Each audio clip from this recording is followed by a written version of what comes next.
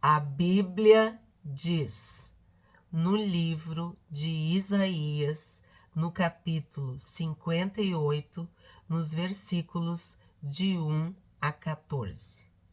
Grite a plenos pulmões, não se detenha, erga a voz como trombeta e anuncie ao meu povo a sua transgressão e à casa de Jacó os seus pecados.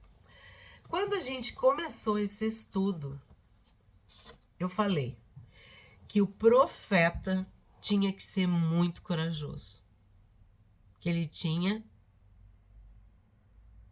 que amar mais a Deus do que até a sua integridade física. Porque a mensagem, muitas vezes, é dura e é difícil. E aqui está dizendo que ele não tinha que falar, ele tinha que gritar. Grita a plenos pulmões. Tu já imaginou, hoje em dia, uma pessoa berrando, gritando, anunciando com voz de trombeta os pecados? Não é tempo, né? As pessoas não querem ouvir. Não querem.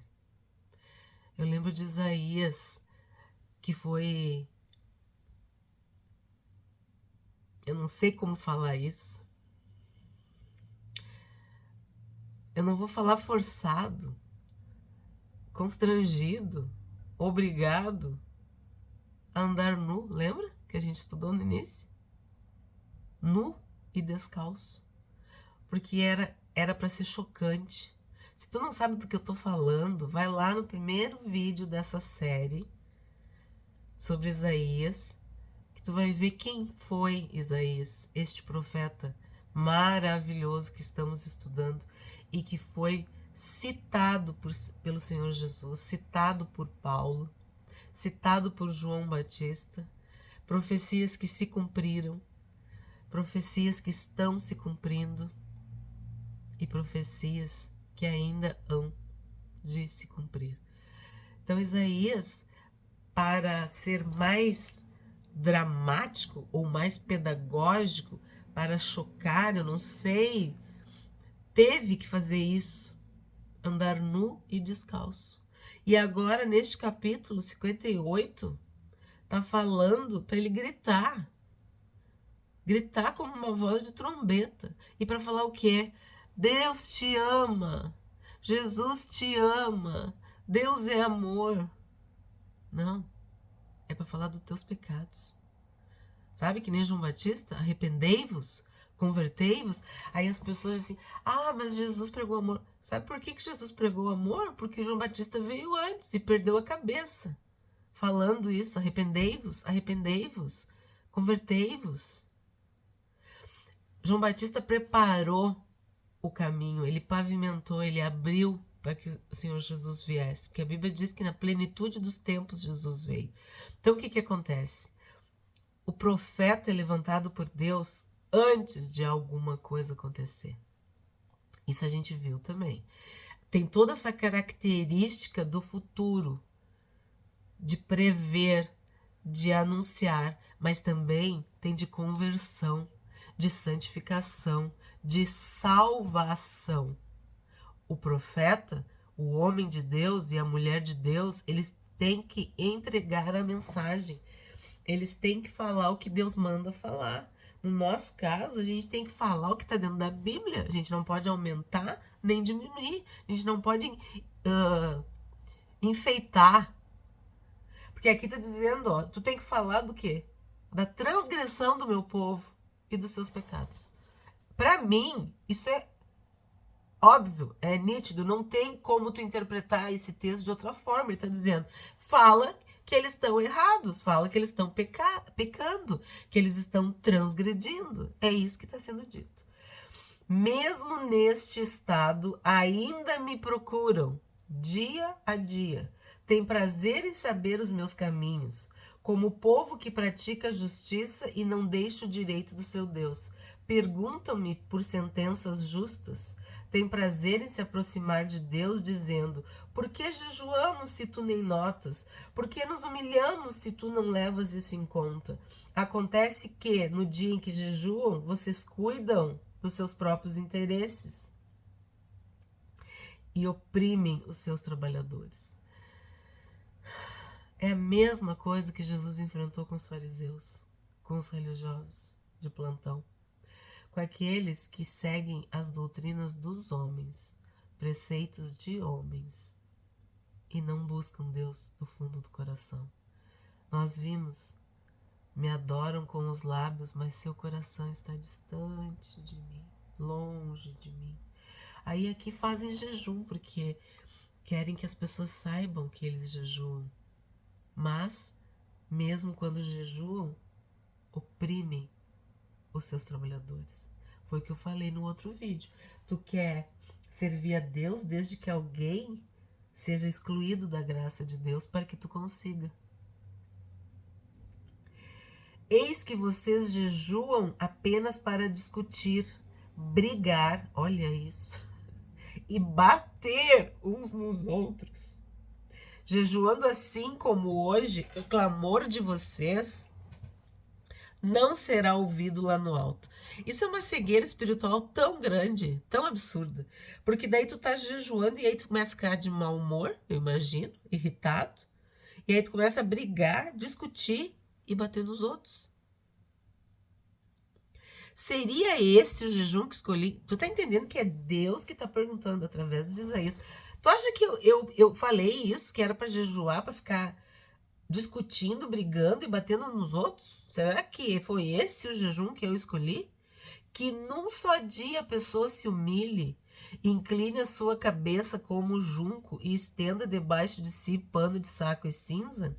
É isso que vocês chamam de jejum e dia aceitável ao Senhor? Então assim, ó, não tem nada errado no jejum. Temos vídeo no canal sobre jejum. Estudamos o Sermão do Monte. É muito importante, é uma prática espiritual, é uma bênção. O Senhor Jesus jejuava, Paulo jejuava. Eu ainda falei: eu jejuo, tu jejuas, nós jejuamos. Quer dizer, o problema não é o jejum, é o tipo de jejum que as pessoas faziam, né? Que os judeus estavam fazendo, que era uma hipocrisia, era para parecer para os outros. Imagina, eu fico vendo assim, o enjoo, a náusea, a ânsia de Deus contra isso, né? Quando tu faz algo para mostrar para os outros. Tocar trombeta. Só que esse tocar trombeta não é o lado 1 de erguer a voz como a trombeta, é aquele tocar a trombeta do Sermão do Monte. Quer dizer, tu faz para aparecer, para chamar atenção sobre si. 6. Será que não é este o jejum que escolhi? Aí aqui vem a bênção. Aqui vem a luz sobre as trevas. Aqui vem a cura sobre a doença, seja do corpo e da alma. Aqui vem a justiça, vem o perdão dos pecados, vem a salvação, vem a conversão, a salvação, a libertação. Será que não é este o jejum que escolhi? Então vamos lá. Que vocês quebrem as correntes da injustiça, desfaçam as ataduras da servidão, deixem livres os oprimidos e acabem com todo tipo de servidão. Então, o que a gente está vendo aqui? Injustiça, exploração, opressão. Será que não é também que vocês repartam o seu pão com os famintos? Recolham em casa os pobres desabrigados? Vistam os que encontrarem nus e não voltem as costas ao seu semelhante? O que está implícito nesses dois versículos? Amar a Deus sobre todas as coisas e amar o próximo como a ti mesmo. Por quê? Tu quer ficar com fome?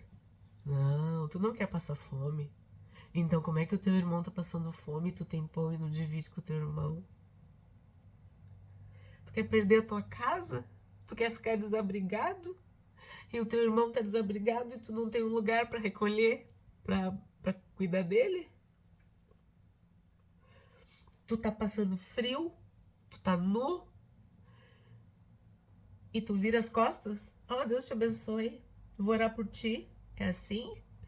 Então, aqui é falta de amor ao próximo. Tu vê a dor do outro e tu não tem nada com isso. Deve estar em pecado, por isso que ele está sofrendo. Nesse tempo que estamos vivendo, isso aqui é muito atual, né?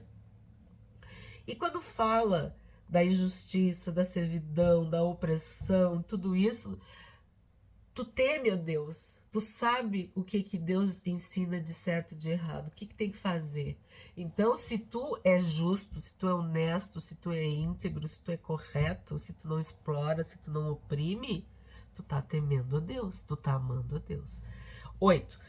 Aí o que acontece? A tua luz romperá como a luz do alvorecer. A tua cura brotará sem demora. A justiça irá diante de vocês, e a glória do Senhor será a sua retaguarda. Não é o que todos nós queremos? Que o Senhor derrame luz nas nossas trevas e que a nossa luz brilhe diante de Deus e dos homens, das pessoas? Que a gente tenha um caminho iluminado. Nós somos luz do mundo. E o Senhor Jesus disse que a nossa luz não é para ficar debaixo da mesa, escondida. Não, ela tem que brilhar. Para que serve uma luz que está no baixo? Que está fazendo o quê? Está iluminando quem? O que ela está iluminando? Então, a tua luz vai romper, vai brilhar. A tua cura para tua alma. Cura para o teu corpo, cura para tua mente. Eu não sei qual é a área que tu precisa de cura, mas a palavra de Deus diz que se Ele nos curar, sim seremos curados. Então, a cura vai brotar sem demora. A justiça irá diante de vocês. Se tu faz justiça, a gente viu em Provérbios, se tu faz justiça, tu recebe o quê? De novo a justiça, a honra e riquezas e prosperidade, lembra? Então, a justiça irá diante de vocês e a glória do Senhor será a tua retaguarda. Quer dizer, tu vai ser protegido.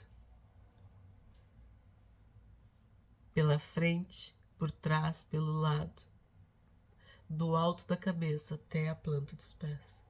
Quando diz que a glória do Senhor será a tua retaguarda, ninguém vai te pegar desprevenido. Porque Ele vai te proteger quando tu não puder ver a tua retaguarda. Lembra quando a gente estudou a armadura de Deus? A justiça e a verdade nos protegem, é a couraça, é o cinturão, tudo faz sentido. Então vocês pedirão ajuda, tu entendeu? Tudo isso, quando tu pedir ajuda, sabe o que vai acontecer? O Senhor vai te responder. Tu vai pedir socorro e Ele vai dizer, eu tô aqui, eis-me aqui, filha, tô contigo, filho, eu tô contigo. Se tirarem do meio de vocês todo tipo de servidão, o dedo que ameaça e a linguagem ofensiva. Aí tu tá vendo quantas coisas que o Senhor tá dizendo que é jejum. E eu lembro que quando eu trabalhei com vocês, lá no iniciozinho do Sermão do Monte, o primeiro jejum que a gente pensa é de alimentos. Mas existe esse jejum de não ameaçar, ó, de não ser ofensivo, de não se colocar numa posição que fere, que machuca os outros. Quantas vezes o Senhor Jesus saía de madrugada, ficava quieto lá com Deus, para se fortalecer, e não falava nada, né? Ele não dizia, e os discípulos ficavam procurando ele.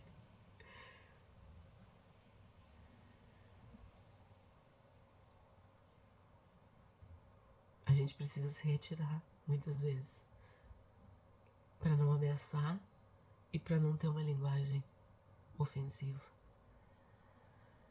para não pecar com os lábios. Porque é só o que o inimigo quer.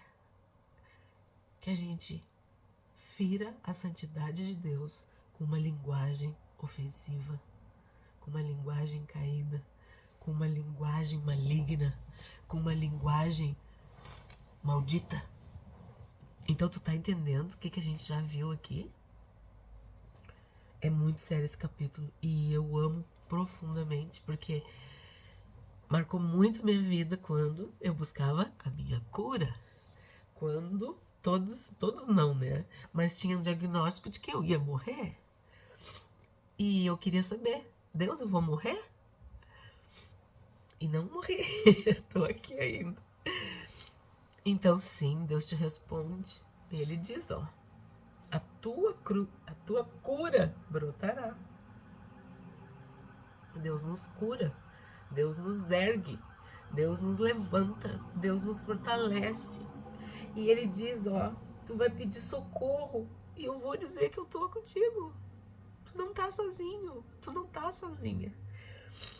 Vamos continuar, gente, é muito forte pra mim, tá? Quem tá acompanhando desde o início sabe que eu até fiz aquela série, versículos que marcaram a minha vida. E muitos versículos eu não coloquei. E esse capítulo aqui é aqueles riscados do início ao fim. Se abrirem o seu coração. Então, estamos entendendo? Estamos juntos, né? O dedo que ameaça. Isso tem a ver com pai e com mãe, viu? Porque tu não tem que viver ameaçando teus filhos para eles ficarem inseguros, fracos, vulneráveis, apavorados. Não é assim. Não é assim. A ameaça, o grito, a ofensa sempre vem de alguém que não tem autoridade, de alguém que não tem uma vida, alguém que tem problemas emocionais também desequilibrado. Então cuidado com, ó, o dedo que ameaça. Que isso não é só o dedo, né?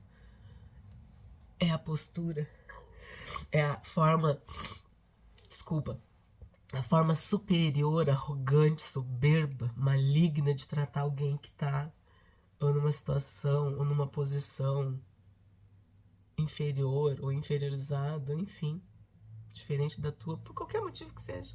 Então, o dedo que ameaça. A linguagem ofensiva, acho que eu falei muito bem.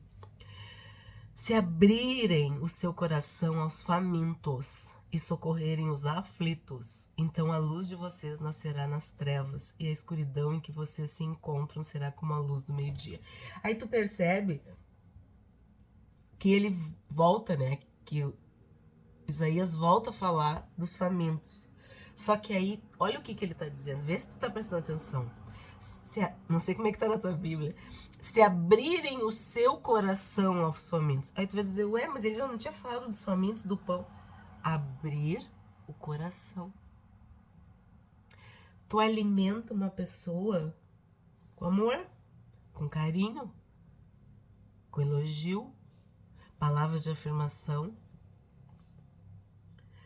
A alma da pessoa. Tu pode dar comida, mas se tu não der amor junto com a comida, a pessoa só vai comer a comida.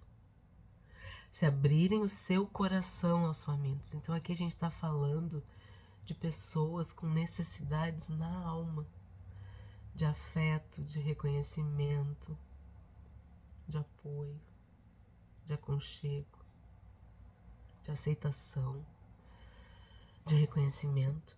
Tem um vídeo no canal que eu fiz assim, ó, no susto.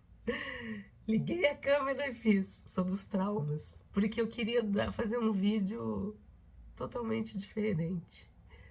E eu falei sobre isso, os traumas da alma, que é um pouco do que eu trabalhei, né, da minha especialização, com o tempo que eu tive de consultório, de terapia.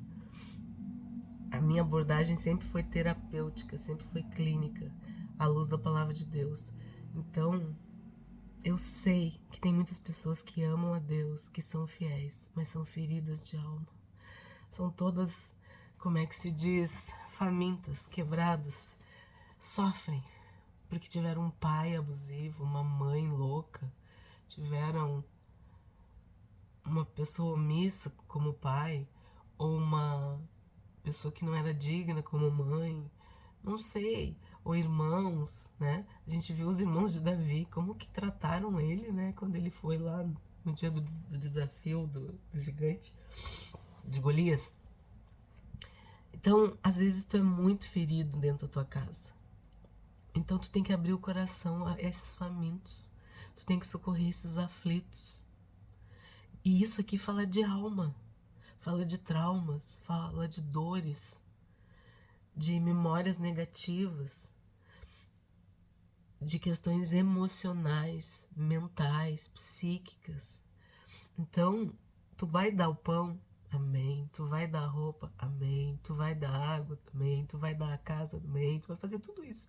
Mas tu também tem que dar amor, tu tem que dar um abraço, tu tem que dar um carinho, tu tem que dar um apoio, tu tem que dar um sorriso, tu tem que, prestar teus ouvidos, escutar, dizer uma palavra boa, olhar essa pessoa com os olhos de Deus, permitir que ela se veja como Deus a vê, porque Deus nos vê maravilhosos, perfeitos, porque Ele nos vê uma nova criatura, Ele nos vê como filho e filhas, Ele é um pai que nos ama.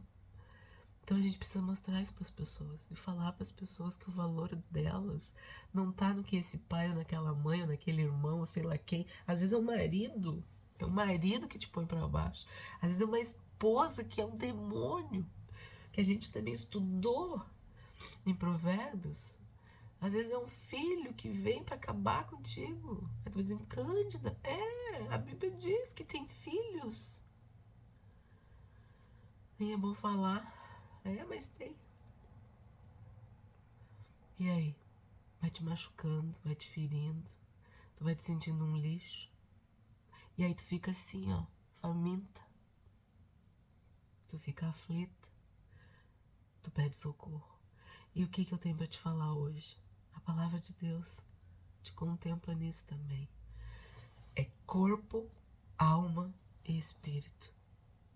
É espírito, alma e corpo.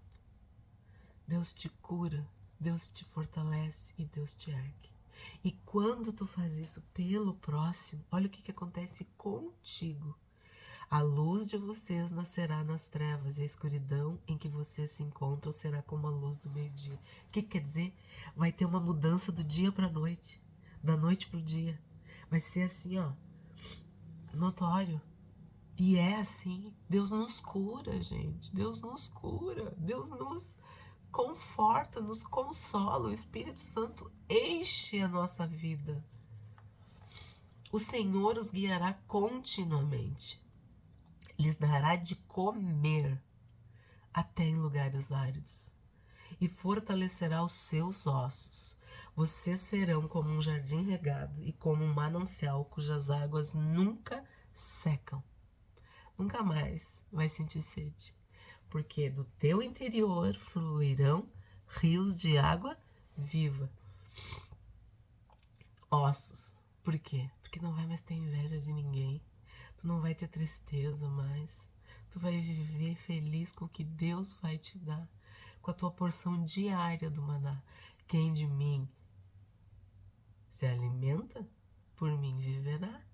Porque o que os ossos, a gente estudou também, a gente tem visto isso. A tristeza, a inveja, a cobiça, várias doenças da alma refletem nos ossos. E aqui tá dizendo que ele vai fortalecer os teus ossos.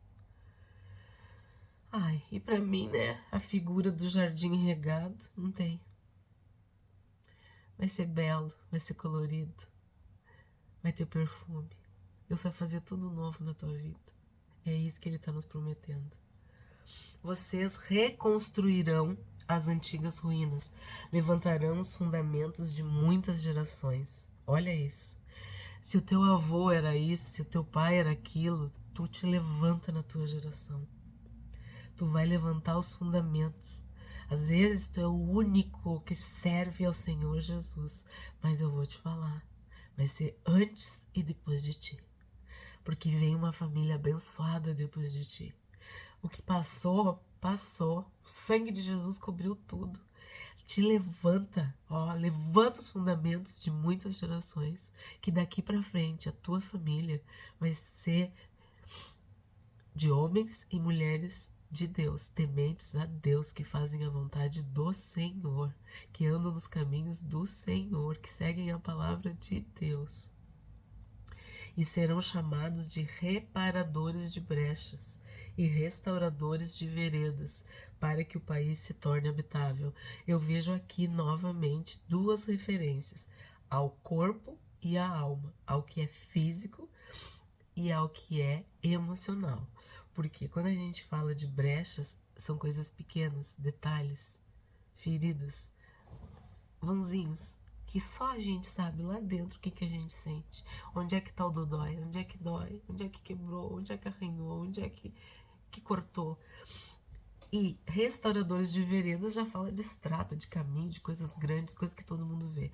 Então, tu vai reparar brechas, quer dizer, pequenas questões, e tu vai restaurar caminhos, uma história toda. Porque Deus diz que vai fazer isso. E o país vai se tornar habitável. Quer dizer, fala de prosperidade, de algo que vai ser eterno, que vai ser longo, que vai ser extenso, que vai vir bênção, sabe? O Senhor derrama a unção, Ele coloca isso em ti, na tua família, na tua posteridade, naqueles que virão após a tua salvação, a tua conversão, a tua cura, a tua libertação. Tem que ser primeiro na gente. A gente tem que ser curado para curar outros. A gente tem que ser salvo para poder falar da salvação. A gente tem que ser consolado para poder consolar os outros. É esse o plano de Deus. Por isso que Jesus veio habitar conosco. Por isso é o Deus Emanuel que andou conosco. E isso faz o quê? Que o país vai se tornar habitável. Quer dizer, a bênção vai repercutir num grupo maior de pessoas. Se vigiarem os seus pés para não profanarem o sábado. Nós temos falado nesses capítulos muito sobre o sábado. Se tu fica curioso ou se tu tem alguma dúvida, alguma questão, temos vídeo no canal sobre os mandamentos, tá? Se deixarem de cuidar dos seus próprios interesses no meu santo dia, se chamarem ao sábado de meu prazer e santo dia do Senhor, digno de honra, se guardarem o sábado não seguindo seus próprios caminhos, não pretendendo fazer a sua própria vontade, nem falando palavras vãs, então vocês terão no Senhor a sua fonte de alegria. Sobre os altos da terra eu os farei cavalgar, e eu os sustentarei com a herança de Jacó, seu pai, porque a boca do Senhor o disse. O Senhor Jesus deixou muito claro que ele era o Senhor do sábado. E Paulo fala que em Cristo não há mais dia de festa, nem sábado, nem lua nova, nem homem, nem mulher, nem escravo, nem livre, nem judeu, nem gentil. Em Cristo nós somos um. Então aqui fala da importância da santidade e da santificação. Seja em um dia, seja em uma semana, seja em um mês, seja em um ano, seja durante toda a vida. Porque a palavra diz que sem santidade e sem santificação ninguém verá o Senhor. E esse capítulo fala justamente sobre luz, sobre cura, fala sobre justiça. Começou falando sobre a justiça. Então a gente sabe que o pecado nos cega, sabe que o pecado nos anestesia, que o pecado nos separa de Deus. Então, o pecado nos adoece, ele nos faz infelizes. E é isso que nos afasta de Deus.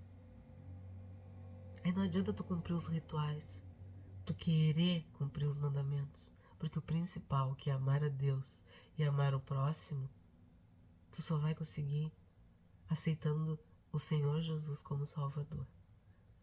Se tu vires o nu e o cobrir, se tu repartir o teu pão com o faminto, se tu recolher o pobre em casa, a tua luz romperá como a alva, como o amanhecer.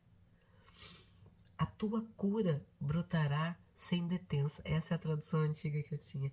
A tua justiça irá diante de ti, e a glória do Senhor será a tua retaguarda. Nós temos a promessa de Deus de que Ele vai derramar luz nas nossas trevas, de que Ele vai curar o nosso corpo e a nossa alma, e de que Ele vai fazer justiça, perdoando os nossos pecados e nos dando vida eterna.